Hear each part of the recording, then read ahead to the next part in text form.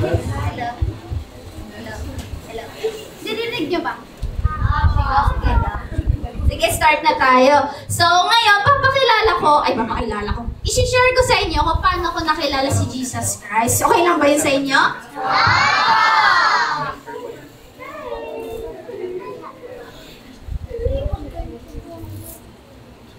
So, ako nga pala ulit si Ate Chloe. Ako ay nag-aaral sa Word of Life. Kasama ko sila. Mga magkakaklase kami. So, bago magsimula lahat, gusto ko kayo tahimik. Very good. So, lumaki ako sa isang pamilya na lagi nagsisimba. Sino dito nagsisimba lagi?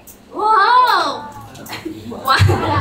Wow! So, lumaki akong ganon na lagi ako nagsisimba. Tapos, alam niyo ba bakit ako nagsisimba? Tanong niyo bakit? Bakit? Kasi may pagkain.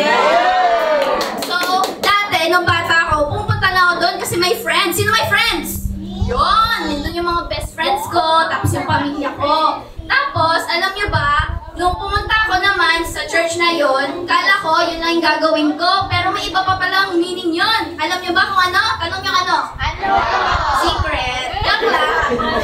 Pero, yun, nagsimula yun, nagbago ang lahat noong 2017. Kasi pumunta ko sa Word of Life, Laguna. Nag-camp ako doon. Sino nagka-camp?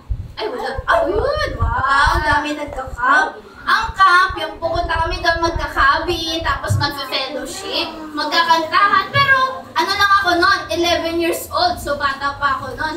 Pero alam niyo ba, doon nagbago lahat. Parang nag-180 yung buhay ko, parang 360 pala, sorry. 360. Tapos, nung last day, nag-bonfire kami. Nung bonfire, doon ko pala na-realize na ako'y makasalanan. Alam niyo ba, na dati ako'y nagsisinungaling, tapos lagi kong sinasagot yung mga magulang ko, tapos kala ko yung pangungupit lang ng piso, hindi pala masama yun, yung pala masama pala yun. Tapos sabi sa Romans 6:23, sapagkat ang kabayaran ng kasalanan ay kamatayan, ngunit ang kaloob ng Diyos ay buhay na walang hanggan sa pamamagitan ni Kristo na ating Panginoon. Na hindi ko alam na kapag nagkasala pala ako, ang kabayaran nun, ang kamatayan, diba? Diba? Sino ba namang gusto yun? So parang natakot ako, pero lumapit ako sa mga leader ko, yung mga mas nakakatanda sa akin. So sabi ko, ate, kuya, gusto ko pong makilala si Jesus Christ. Tapos doon nila pinarealize sa akin na ako'y makasalanan.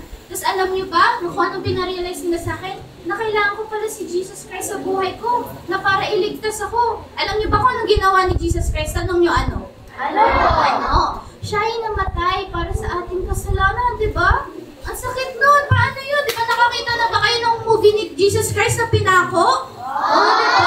Ang sakit nun. Yun yung pagmamahal niya para sa atin. Tapos sabi ko, umiyak pa ako. Iyak-iyak ako. Ganon, iyak-iyak ako. Tapos, pinag-pray nila ako. Tapos, sabi ko, Jesus Christ, ina-accept ko po kayo na aking tagapagligtas. Tapos parang nawala yung bigat sa loob ko na, ay, thank you Lord na naligtas na pala ako dahil sa aking kasalanan. Kasi ayoko din mapunta sa impyerno. Tapos, dahil doon, alam niyo ba yung pagpupunta ko sa church, hindi lang dahil sa pagkain. Napunta sa pagpapiano, nakapagtugtog na ako ng piano, at nakapagpakanta na din ako na hindi ko akalain na magagamit yung talento ko na yun. Tapos ngayon, nagsuserve ako sa Word of Life na bilang estudyante na first year. Tapos ngayon, gusto ko din kayo ma-sharean ng gospel. Kaya, gusto ko kayong ibukas niyo yung mga puso niyo na alamin niyo sa sarili niyo na baka ito na yung time para makilala ko si Jesus Christ. Baka ito na yung tawag na kailangan niyo sagutin. So gusto ko kayong i-sharean ng gospel ngayon at ngayon, papakilala ko naman si Ate Erlene para i-share niya yung friend niya. Gusto niya ba makilala yung friend niya? Ate-ate lang daw. Magandang umaga! Magandang umaga! Sige, magandang umaga! Magandang umaga! Si Ate Erlene. I'm from Indonesia. Ang pangalan niya ay Ate Erlene at galing siya sa Indonesia. Wow. Who among you have a friend? Sino dito ang may kaibigan?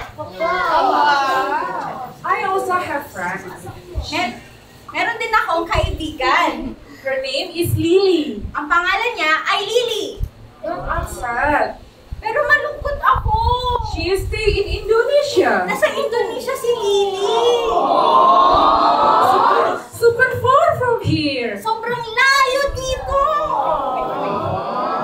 Okay. Can you see your friends? Nakikita niyo ba yung mga kaibigan niyo? Can you see flower? Nakakakita ba kayo ng flower? Can you see trees? Eh, mga puno. Okay. Okay. Can you help me to draw Lily's face? Pwede niyo ba akong tulungan na i-drawing yung mukha ni Lily? Okay. What part of your body do you use to see everything? Anong parte ng katawan niyo yung ginagamit niyo para makakita? How many mata do you O, have? ilang mata ang meron kayo? How many? Ilan? Can you count? O, bilang nga, bilang. One. Good job. Very good.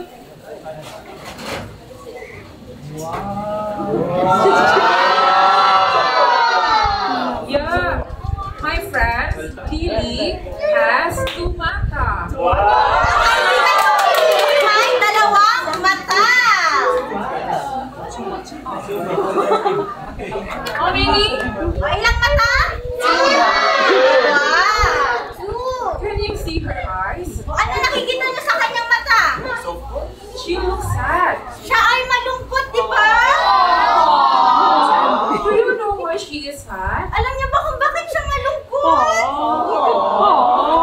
Do you know? Alam niyo ba kung bakit? Yeah, she told me she always saw people fighting all the time. Kaya siya malungkot kasi may mga nakikita siyang tao nag-aaway. And also, she told me she saw people stealing all the time. At may mga tao nakikita siya na nagnanakaw. And then she saw people marites. At may mga nakikita siya nagmamarites. Is it good? Mabuti ba yun? Hindi po. Okay, who among you like to sing a song? Sino dito mahilig kumanta? Good job. Okay, what part of your body do you use to sing? O anong ginagamit na katawan, parte ng katawan para kumanta? Is it bibig? Bibig ba yun? Bibig? Diba? Can you touch your bibig? Asan yung bibig niyo? Good job. You know, my friend Lily also like to sing, but can you see her bibig? What happened with her bibig? Ano nangyari sa kanyang bibig? Can you show me your face, ha? O ipakita niyo nga yung malungkot na mukha. Ano yung malungkot? Yeah, you know, Lily's always say bad words to her parents. Alam niyo ba kung bakit malungkot si Lily? Kasi nagsasabi siya ng bad words sa kanyang mga magulang. And then she always say bad words to her friends. At nagsasabi din siya ng bad words o nagmumura din siya sa kanyang mga kaibigan. Is it good? Tama ba yun? Okay. Who among you like to listening to the music? O sino dito mahilig makinig ng music? Yeah. What part of your body do you use to listening to the music? O anong parte ng katawan ang ginagamit para makinig? Ano ulit? Yes. Is it small or big? Malaki ba o maliit? Yeah, tenga. O may malaking tenga. Big tenga.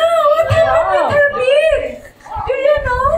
Alam niyo ba kung bakit malaki yung tenga ni Lily? Can you see big Tenga. tenga your friends? O pwede niyo ba tignan yung tenga ng katabi niyo? Can you see? Malaki ba? Is it big or small? Malaki ba o maliit? Oh no, what happened with my friends? Oh, you know why? Do you know why? Alam niyo ba kung bakit malaki? She hear someone say bad words to her friends. And then, Oh, kaya malaki yung tenga ni Lily kasi nakakarinig siya ng mga mura. and then she always hear someone marites. So that's why her bibig is her tenga is super big. Kaya malaki yung kanyang tenga. She always sees everyone fighting, stealing, say backwards, and then always hear backwards. So that's why she has wrinkles. Si Lily, nakakakita siya ng mga nag-aaway, nagsasabi siya ng mga mura, at nakakarinig siya ng marites, kaya nagkaroon siya ng tawag dito? O ng kulupot sa She is happy or sad? Siya ba ay masaya o malungkot? Can you show me your face? Say it, sad face. O pwede ba ipakita niyo yung malungkot na mukha? Sad face, sad face. Sad sila. Is it good? Mabuti ba yun? One day, Isang araw, Lily met someone may nakilala si Lily who changed her life. na nagpabago sa kanyang buhay. Before, Dati, malungkot si Lily. wow! Before, she always sad because she always do bad things. O dati, malungkot si Lily kasi gumagawa siya ng masasamang bagay. But when she met someone who changed her life, Pero nung may nakilala siyang tao na nagpabago sa kanyang buhay, she became happy. naging masaya. Okay, can you show me your happy face? O, pwede niyo nakita yung mga Wow! Do you want to know? Do you want to know who's the one who met Lily? Gusto niyo ba makilala yung nakilala ni Lily? Now we call Kuya Salmon because Kuya Salmon knows the person who changed Lily's life. O, tatawagin na natin si Kuya Salmon para ipakilala yung nakilala ni Lily na nagpabago sa kanyang buhay.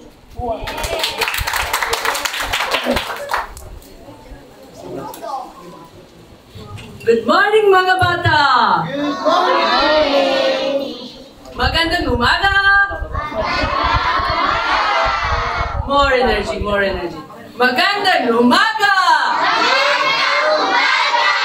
There you go! Alright. So, we heard about Lily. What was the name of Ate Arlene's friend? Ano ang pangalan ng kaibigan ni Ate Erlyn? You remember. And her face was happy or sad? Sad? Ang face ba ng kaibigan ni Ate Lily? Malungkot or masaya? And then what happened? Her face became what? Happy or still sad? Nung siya ay malungkot, Masaya. siya ba ay naging masaya? Hindi. Bakit hindi? No. So she became happy. Lily is happy now. Ngayon, masaya na si Lily. And now that's why we need to know how she became happy.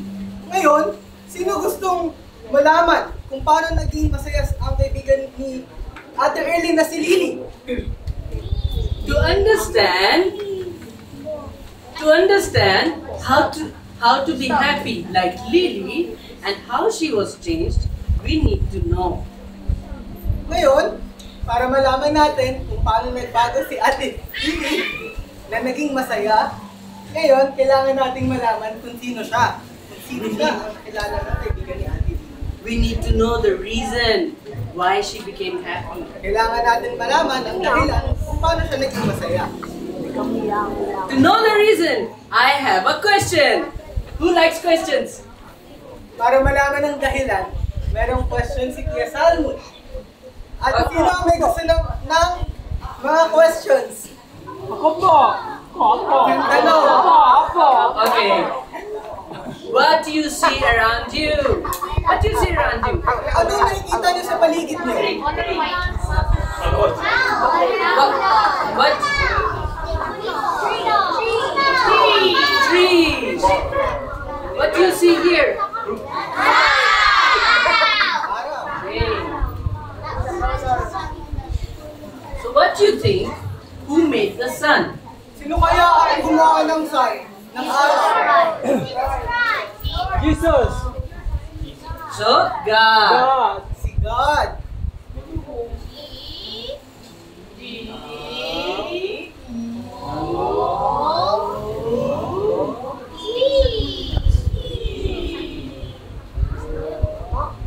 Huh? Wow! So God made sun and God made the tree. So ginawa ng Diyos ang araw at ang mga puno. What do you think?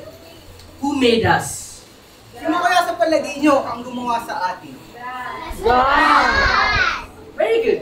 God made us, so we are what? Monkeys? No. What we are? Tao. We are? Ano kaya tayo?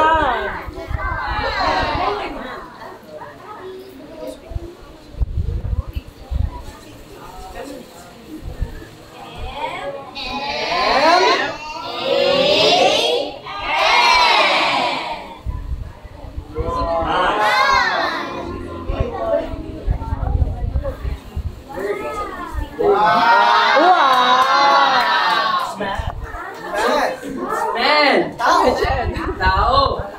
So, what happened? In the beginning, we were with God. So ano nangyari nung unang panahon? O nung simula? Nung tayo ay kasama pa ng Panginoon? God made us so that man can stay with God. Ginawa tayo ng Panginoon para tayo ay makasama niya. But one day, there was two people in a garden, and their name was Adam and Eve. Unang tao na ginawa ng Diyos na si Adan at si Eva na nasa garden. Now, Adam and Eve did a very bad thing. Pero may ginawa silang masama. You know what is that bad thing? Alam niyo kung ano yung masama na ginawa nila? What is that? Ano yun? Eating! Kinain ah? Raise your hands, raise your hands. Asa kamay? Asa kamay? Yes, yes. What is the bad thing Adam and Eve did? Sino gusto sumagot kung ano yung ginawa na masama ni Adan at ni Eva? Taas ang kamay. Yes, yes, ate. Ate, anong pangalan ni ate? Okay. Ate Leona, ano po ang ginawang masama ni Adan at ni Eva? Kinain po ang prutas. So they did the sin. You know what is sin? Every bad thought, every bad word, and every bad thing that we do against God is sin. So they did the sin. So, anong kasalanan? Ang kasalanan ay ang mga bagay na naiisip natin, na ginagawa natin, na hindi gusto ng Panginoon.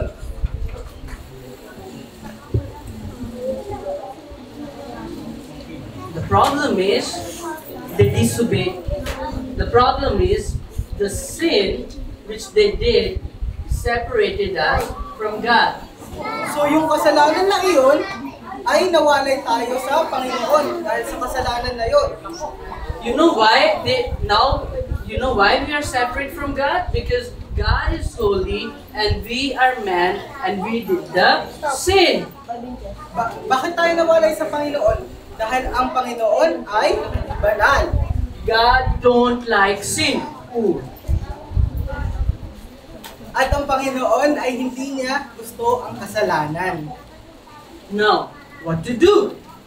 Sin brought two big issues.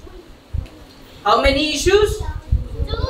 Ngayon, ang kasalanan ay merong dalawang problema. two big issues. One issue is the issue of death. Unang problema ay kamatayan. Oh no! So what happens now? Because we do sin, we die. Dahil sa kasalanan, tayo ay mamamatay. It's a bad thing, right? Masama yun, di ba? And also, in Romans chapter 6, verse 23, part A tells us, for the wages of sin is death. So, sabi sa Romans 6:23, ang kabayaran ng kasalanan ay kamatayan. So that means we also have a punishment for sin. Punishment for sin. Ang kabayaran ng kasalanan ay kamatayan. And the punishment is the punishment of hell. At ayon ay sa impyerno. Now, what to do? But stay quiet. Ngayon, anong gagawin?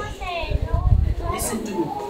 What we need to do, we need to remove this. Can you remove this? Ngayon, maalis ba natin ang kasalanan? But sometimes we try to do this. How? We try to do good things. Pero di ba, parang tinatry natin na maalis yung kasalanan gamit ang paggawa ng mabuti. And that's why sometimes we think we are a very good person.